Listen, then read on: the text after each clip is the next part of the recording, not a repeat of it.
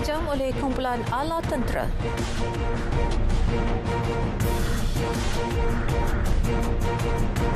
Rundingan tentera Sudan dan RSF capai matlamat. Assalamualaikum dan salam Malaysia Madani. Anda bersama saya Miza Usni Muhammad dalam Berita Dunia. Di Indonesia, lebih 2,000 penduduk terpaksa berpindah selepas gempa bumi kuat 7.3 magnitud melanda barat Pulau Sumatera, Indonesia, dan ia sekaligus mencetuskan amaran tsunami.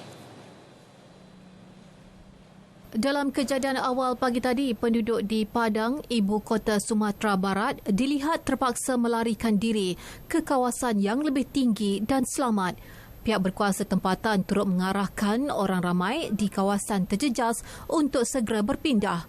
Menurut data Agensi Geofizik Indonesia, beberapa gegaran susulan dikesan dan satu daripadanya mencatatkan 5 magnitud. Indonesia sering mengalami gempa bumi kerana ia merentasi lingkaran api Pasifik iaitu zon aktif. 60 penduduk maut dibunuh oleh sekumpulan lelaki berpakaian seragam tentera dan kejadian berlaku di Kampung Karma di utara Burkina Faso. Media tempatan melaporkan mangsa yang cedera telah dipindahkan ke kemudahan kesihatan tempatan. Susulan insiden itu, pihak berkuasa kini sedang menjalankan siasatan untuk menahan semua suspek terlibat. Serangan seperti itu lazim berlaku di Burkina Faso yang dibelenggu oleh keganasan sejak beberapa tahun lalu, terutama selepas tentera merampas kuasa dalam 2 rampasan kuasa pada Januari dan September 2022. Laporan Indeks Keganasan Global 2023 menunjukkan ramai orang awam dan tentera maut di Burkina Faso sekaligus menjadikan negara itu negara kedua paling terjejas di dunia. Dan ini pula keganasan yang berlaku di Haiti. Sekurang-kurangnya 10 orang terbunuh disyaki ahli kongsi gelap dalam di Port-au-Prince, Haiti, dan beberapa mayat hangus dibakar dan bertimbun di atas jalan raya. Pembunuhan tersebut berlaku beberapa hari selepas pergaduhan yang tercetus antara kumpulan Samsing dan pihak polis. Kumpulan kongsi gelap di Haiti bertambah kuat sejak pembunuhan Presiden Jovenel Moïse pada 2021.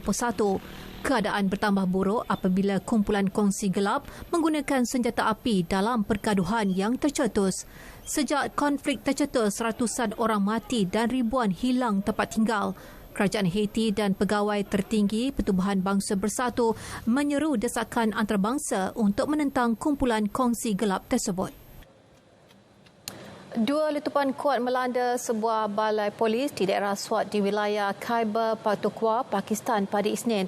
Insiden itu mengorbankan sekurang-kurangnya 10 orang, manakala lebih 55 lagi cedera.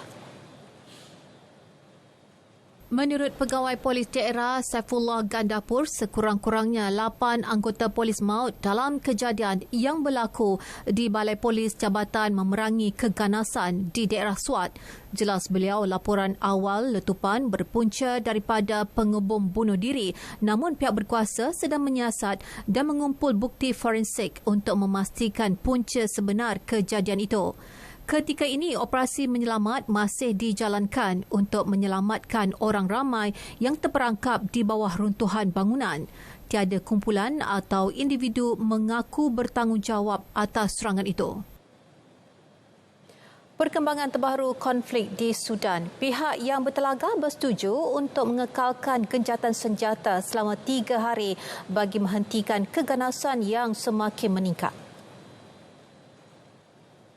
Menurut Setiausaha Negara Amerika Syarikat Anthony Blinken, persetujuan dicapai menerusi rundingan antara Angkatan Tentera Sudan dan RSF. Ia sebagai usaha menamatkan pertempuran dan dalam masa sama Amerika Syarikat akan bekerjasama dengan rakan kongsi serantau bagi memastikan situasi sentiasa terkawal. Dalam masa sama, bantuan kemanusiaan turut digerakkan ke Sudan. Masih perkembangan sama, Arab Saudi memindahkan lebih 356 warga asing dari Sudan termasuk 101 rakyatnya dan rakyat dari beberapa negara yang lain, antaranya dari Amerika Syarikat, United Kingdom, Sweden dan Itali. Kerajaan Arab Saudi akan meneruskan usaha dan menawarkan bantuan untuk memastikan warga asing dapat dibawa keluar dengan selamat. Pertempuran hebat di Sudan antara tentera Sudan dan RSF telah memasuki minggu kedua. Setakat ini lebih 400 orang terbunuh manakala lebih 3,500 lagi cedera sejak 15 April. Sementara itu, 30 rakyat Malaysia yang terkandas di Khartoum, Sudan selamat tiba di Port Sudan pada 8:07 malam waktu Malaysia semalam setelah menempuh perjalanan 30 jam berjarak 1,233 kilometer. Menteri Luar Datuk Seri Dr. Zamri Abdul Kadir berkata pasukan khas TF Ops Sudan turut membawa keluar 26 warga negara lain dan berada dalam keadaan selamat dan sihat. Warga negara lain terbabit ialah seorang warga Filipina, 6 Kemboja, 14 Singapura dan seorang warga Thailand. Turut sama dalam proses evakuasi itu ialah 2 warga Amerika Syarikat, seorang Palestin dan seorang warga Sudan. Proses evakuasi mereka akan dilakukan pihak Pertubuhan Bangsa-Bangsa Bersatu.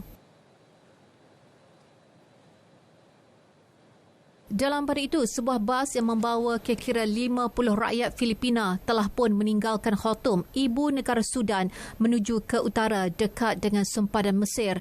Media tempatan melaporkan kumpulan itu kemudian akan dibawa ke Aswan City sebelum meneruskan perjalanan ke Kahirah, ibu negara Mesir.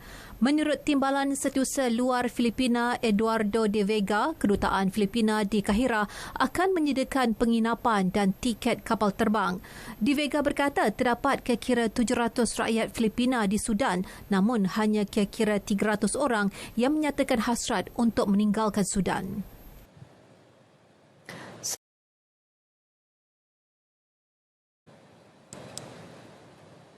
Menurut Setiausaha Agung PBB Antonio Guterres, semua pihak perlu berusaha menarik Sudan daripada jatuh ke jurang kemusnahan. Beliau juga mengulangi saranan agar kedua-dua pihak bertelagah bersetuju melaksanakan genjatan senjata. Selepas 10 hari pertempuran antara Angkatan Tentera Sudan dengan RSF, ramai nyawa telah terkorban selain menyebabkan orang awam tidak dapat menyambut Aidilfitri dengan selamat. Kesatuan Eropah EU menyenaraikan sepupu Presiden Syria Bashar al-Assad sebagai individu yang dikenakan sekatan.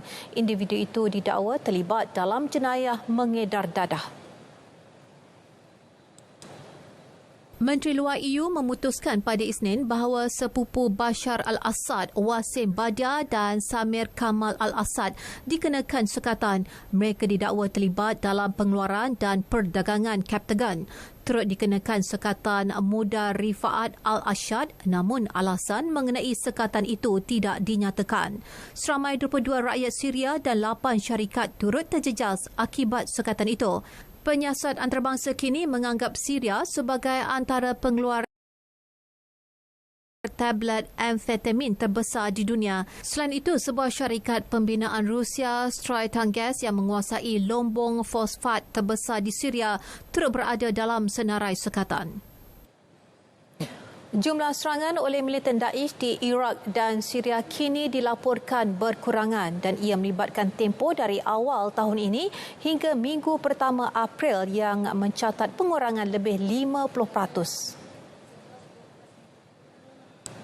Perkara tersebut didedahkan. India bakal bergelar negara dengan penduduk teramai di dunia minggu depan. Jadi terus setia bersama kami.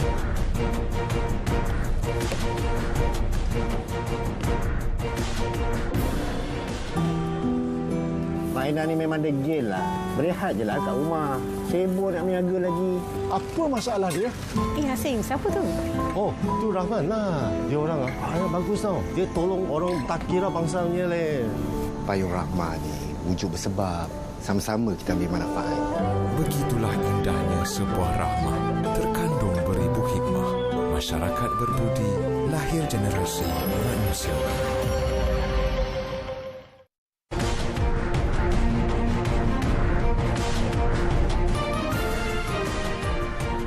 bertemu kembali. Status penduduk paling ramai di dunia bakal menjadi milik India pada minggu depan dan ia sekaligus mengatasi status dimiliki China sebelum ini. Berdasarkan data Jabatan Hal Ehwal Ekonomi dan Sosial Pertubuhan Bangsa Bersatu, situasi itu didorong dua faktor iaitu pertumbuhan pesat populasi India dan pengucupan populasi China. China merekodkan jumlah populasi mencecah 1.426 bilion tahun lepas. Bagaimanapun menjelang akhir bulan ini, populasi India dijangka mencecah hampir 1.43 bilion orang. Tahun lepas, kadar kesuburan China jatuh kepada 1.2 kelahiran bagi setiap wanita, manakala India 2 kelahiran bagi setiap wanita. Situasi semasa di Myanmar, satu perbincangan terbuka berlangsung antara bekas Setiausaha Agong Pertubuhan Bangsa Bersatu Ban Ki-moon dan Ketua Junta Myanmar Min Aung Hlaing di Naypyidaw dan fokus utama adalah berkaitan perkembangan terkini di negara itu. Media tempatan melaporkan Ban dan Min Aung Hlaing bertukar pandangan secara membina. Ban juga bertemu dengan Menteri Pertahanan yang dilantik pihak junta Mia Tun Oh. Bagaimanapun tiada butiran lanjut didedahkan.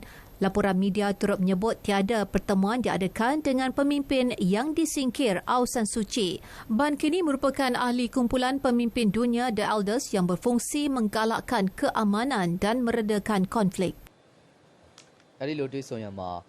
Di Jerman, operasi di dua lapangan terbang utama negara itu terjejas teruk berikutan mogok pekerja sektor awam minggu lepas. Pada Isnin, mogok melanda lapangan terbang di Berlin. Sebelum itu, mogok berlangsung di Hamburg pada Khamis dan Jumaat. Di lapangan terbang Hamburg, mogok oleh 300 pekerja menyebabkan pembatalan hampir 1/3 daripada perlepasan. Selepas berbulan-bulan rundingan, satu kejayaan besar dicapai secara kolektif pada hujung minggu. Sejumlah 2.5 juta pekerja sektor awam akan menerima bayaran one-off sebanyak €3,000 serta kenaikan gaji sebanyak 5.5% atau sekurang-kurangnya €340 setiap bulan.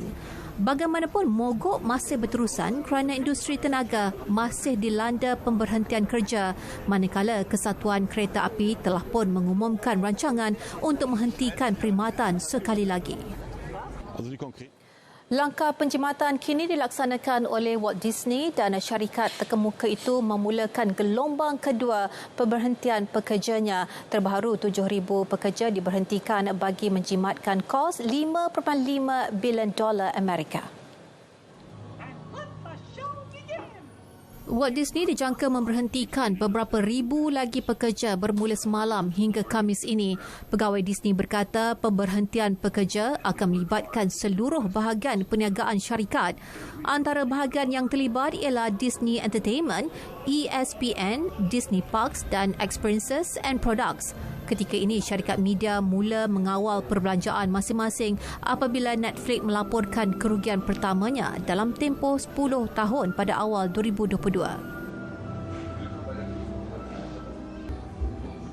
Penularan selsema burung. Chile menanam kira-kira 1 juta ayam dan itik susulan penularan virus tersebut di negara itu. Situasi itu menyebabkan harga telur meningkat sekaligus memberi tekanan kepada para peladang. Berdasarkan laporan media tempatan, harga telur meningkat 35% berbanding tahun lalu. Negara itu mula merekodkan kes selsema burung H5N1 sejak akhir 2022. Susulan kes yang menular di sektor industri ladang, kerajaan Chile terpaksa menghentikan ekspor ayam dan itik. Dalam masa sama, kes turut dikesan di Argentina. Bagaimanapun, Brazil selaku pengeksport terbesar ayam masih bebas daripada penularan virus tersebut.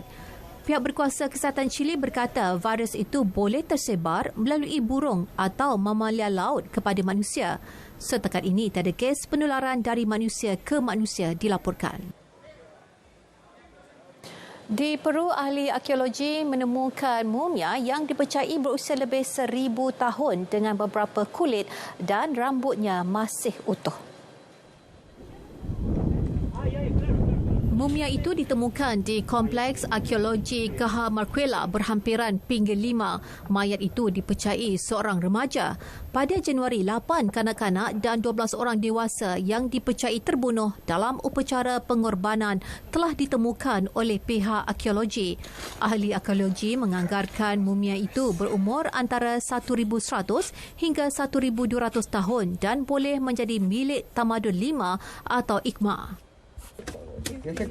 Majlis Pecah Tanah Pembinaan Kilang Pembuatan Baharu Bateri Otomotif yang terletak di barat laut Turkiye dirasmikan pada Isnin dengan dihadiri oleh Presiden Recep Tayyip Erdogan.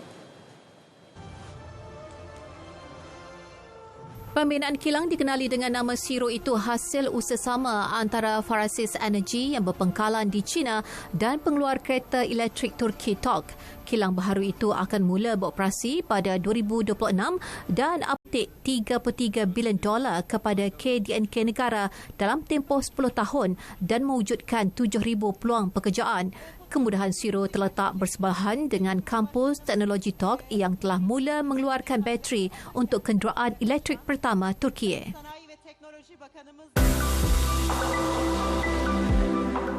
Polis Diraja Malaysia akan memberikan kadar khas bayaran saman bermula 21 April sehingga 21 Mei 2023 bagi semua saman trafik PDRM.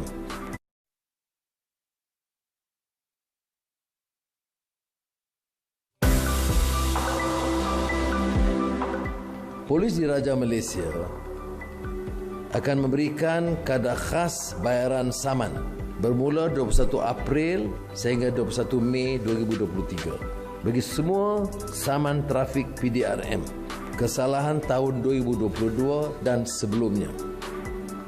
Setiap saman boleh diuruskan dengan kadar harga RM50 dan kadar khas ini tidak terpakai bagi saman trafik yang dikeluarkan pada tahun 2023.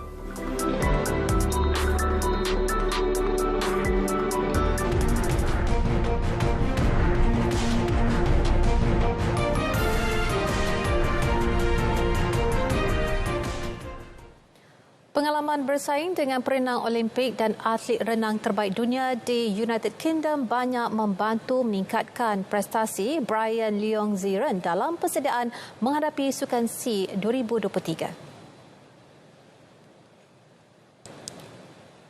Atlet renang berusia 20 tahun itu berkata sasaran untuk menaiki podium mampu dicapai namun mengakui bakal berdepan sangat sengit pada tamasya di Phnom Penh, Kemboja pada 5 hingga 17 Mei ini. Brian yang juga pemegang rekod kebangsaan acara 50 meter gaya bebas dan 100 meter kuak kupu-kupu akan menyertai 5 acara pada tamasya Dwi tahunan itu. Jelas beliau latihan dan pertandingan di United Kingdom telah mendorongnya untuk meningkatkan prestasi selain membantu dia menguruskan gemuruh dan emosi dalam situasi mencabar. Masih melibatkan Sukan SEA 2023, pemain sepak takraw negara bagi acara regu berpasukan lelaki diingatkan agar tidak memandang rendah kemampuan pemain Kemboja pada tamasya Dwi tahunan itu bulan depan. Menurut Ketua Jurulatihnya Ahmad Jais Baharun, beliau percaya langkah Kemboja merekrut jurulatih dari Thailand mampu melonjakkan prestasi pasukan tuan rumah. Memandangkan Thailand menjadi pasukan pilihan, Ahmad Jais berharap anak buahnya dapat tampil lebih garang selepas dikecewakan musuh tradisi mereka itu 0-2 pada aksi final Sukan SEA 2021 di Hanoi, Vietnam. Sementara itu, Ahmad Jais berkata pasukan negara kini sedang menjalani fasa latihan akhir di Majlis Sukan Negara Bukit Jalil sebelum dijadual berlepas ke Kemboja pada 8 Mei depan.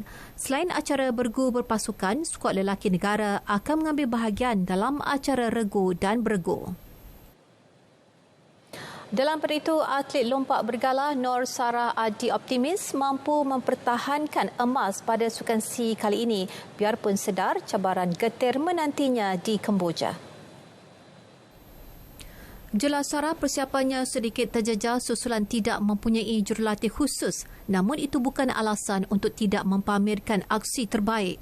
Mana kekurangan tu kita dah perbaiki, and then untuk menjelang SEA Games nanti saya rasa dengan apa yang saya training sekarang, saya boleh buat yang terbaik. Saya dapat prove something untuk Malaysia.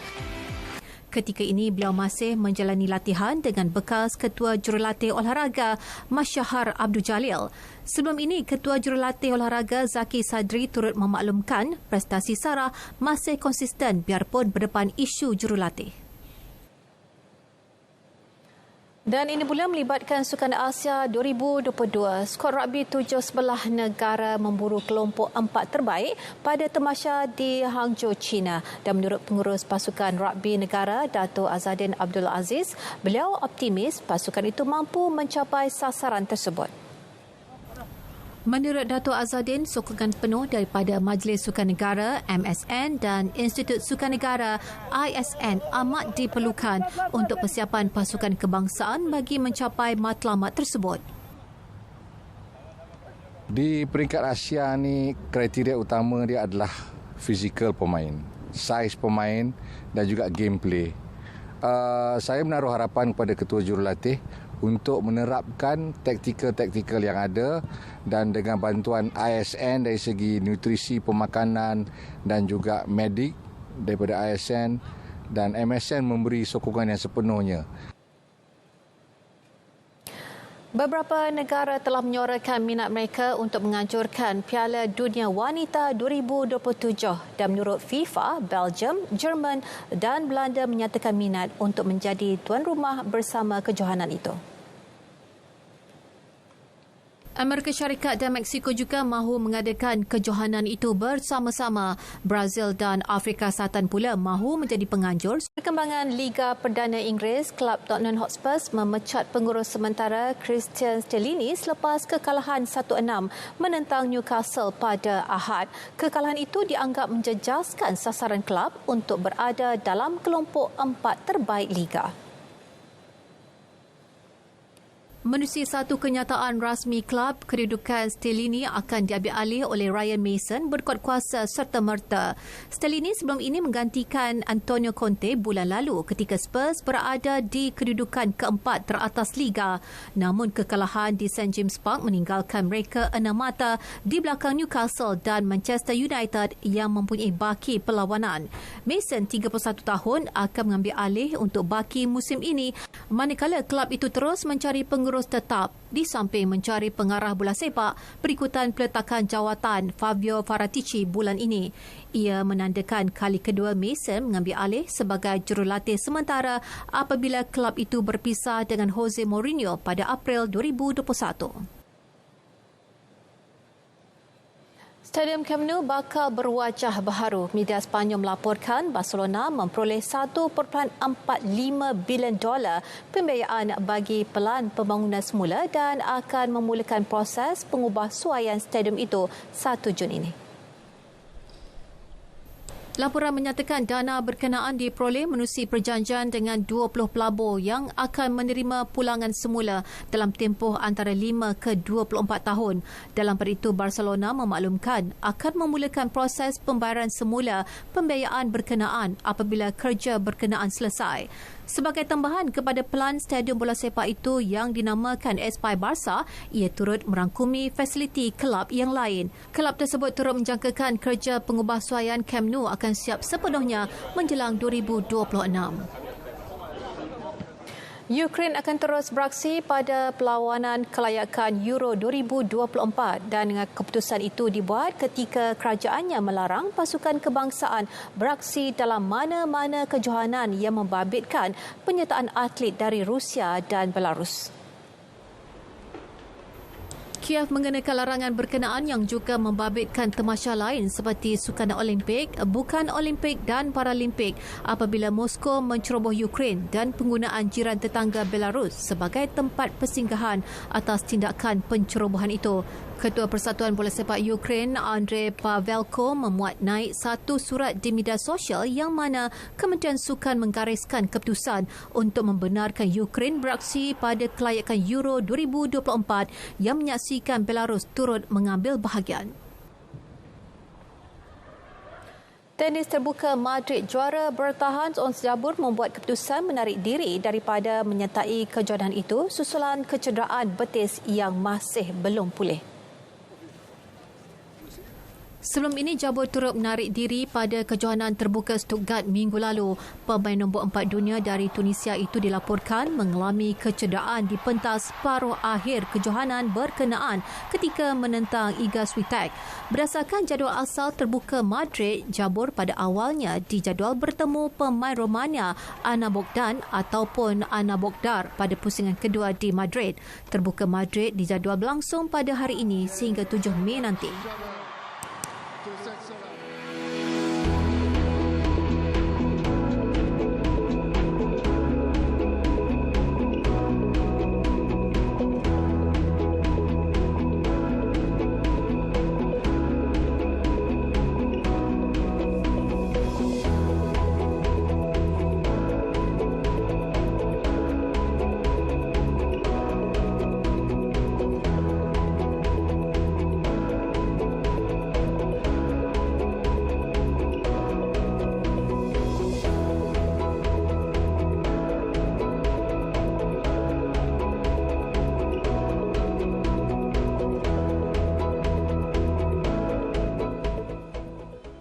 Baik, berita dunia berakhir di sini dan sebelum berpisah, saksikan visual 4 tentera Royal Horse Artillery menjalani penilaian akhir sebelum menyertai istiadat pertabalan Raja Charles III pada 6 Mei ini. Dan hanya yang terbaik akan terpilih untuk menyertai acara rasmi tersebut dan 80 ekor kuda akan digunakan pada majlis istiadat berkenaan. Dengan itu, Assalamualaikum dan selamat malam.